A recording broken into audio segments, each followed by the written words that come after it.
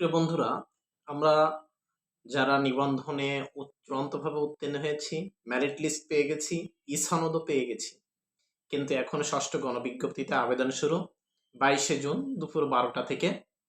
এই আবেদনের করার ক্ষেত্রে আমরা জানি এখানে আমাদের ইউজার আইডি এবং পাসওয়ার্ড লাগবে। অনেকে ইউজার আইডি এবং পাসওয়ার্ড ভুলে গেছি বা অনেকের কাছে আছে। এখন যারা ভুলে গেছি তারা কিভাবে আমরা পাবো কিংবা ওইটা উদ্ধার করার উপায় কি, সে বিষয় সম্পর্কে বিস্তারিত যারা নতুন আছেন চ্যানেলটিতে সাবস্ক্রাইব করে সাথে থাকবেন বেল আইকনটি ক্লিক করে।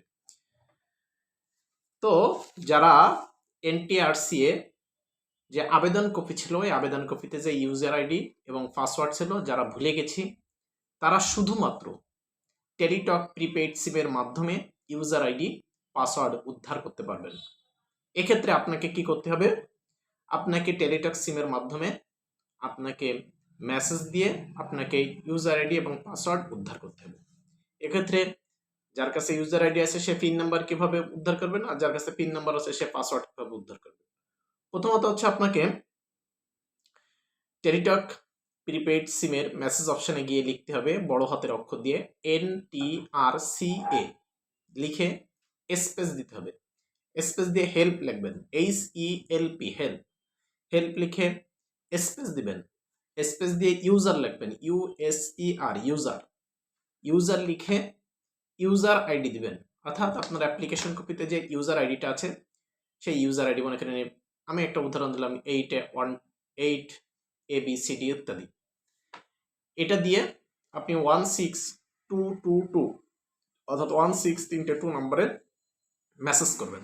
এখন যাদের পিন নাম্বার লাগবে তাদের ক্ষেত্রে এটা NTRCA space help space user লিখবেন, স্পেস লিখে ইউজার আইডি লিখবেন, লিখে 16222 এই নাম্বারে আপনি মেসেজ দিবেন। দিলে ফিরতি মেসেজে তারা আপনার পিন নাম্বারটি প্রদান করবে। 2 নম্বরে হচ্ছে যাদের পিন নাম্বার আছে কিন্তু ইউজার আইডি নেই, তারা কি করবেন? তারা হচ্ছে মেসেজ অপশনে যাবেন, টেলিটক প্রিপেইড সিমের মেসেজ অপশনে গিয়ে বড় হাতের অক্ষরে লিখবেন NTRCA space help HELP help space pin লিখবেন PIN পিন, আবার স্পেস দিয়ে পিন নাম্বার দিবেন। মনে করেন 1 2 3 4 5 6 7 8 অর্থাৎ এটা আপনার পিন নাম্বার। এই পিন নাম্বারটা দিয়ে আপনি সেন্ড করবেন 16222 তিনটে 2 নাম, এটাতে আপনি মেসেজ করবেন। মেসেজ করলে তারা যে ফিরতি যে মেসেজটি দিবে সেই মেসেজে আপনার পাসওয়ার্ডটি তারা প্রদান করবে।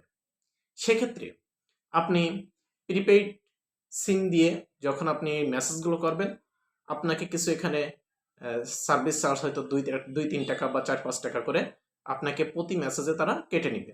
এক্ষেত্রে টেলিটক সিমে অবশ্যই আপনাকে টাকা থাকতে হবে। টাকা ছাড়া আপনি মেসেজ দিলে কিন্তু আপনার এরা ইনফরমেশন দিবে না। তো আমরা যারা পাসওয়ার্ড এবং পিন নাম্বার ভুলে গেছি তাদের পাসওয়ার্ড এবং পিন নাম্বার উদ্ধার করার উপায় সম্পর্কে জানলাম। এছাড়াও যদি কোনো ধরনের প্রশ্ন থাকে আমাদের কমেন্ট বক্সে জানান, আমরা আপনাদের বিষয় সলভ করার চেষ্টা করব। এবং পাসওয়ার্ড এবং পিন নাম্বার এটা কিন্তু আপনাকে ষষ্ঠ গণবিজ্ঞপ্তিতে আবেদন করতে গেলে সেখানে আপনাকে পাসওয়ার্ড ও পিন নাম্বার অবশ্যই জমা দিতে হবে, তা নাহলে কিন্তু আপনার ষষ্ঠ গণবিজ্ঞপ্তিতে আপনি আবেদন সম্পন্ন করতে পারবেন না। এজন্য এটা অত্যন্ত গুরুত্বপূর্ণ বিষয়।